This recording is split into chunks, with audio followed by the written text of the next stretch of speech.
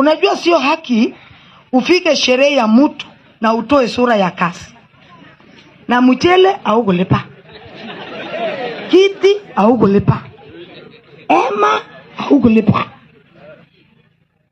Alafu unaleta sura ya kasi unagaa. Mambo ya stress kwa sherehe ya Chelimo ondoa hapa.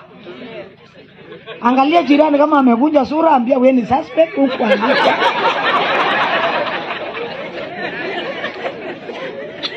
Nikisema Bwana asifiwe, maana Chelimo ameokoka, Wakristo wote tunaitikia amen.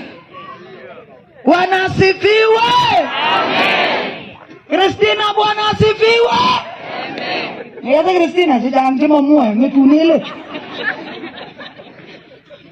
Unajua sherehe kama hii kuna hata wenye wako na wivu. Kuna kwa mimi. Wewe usanga. Kainyo nene.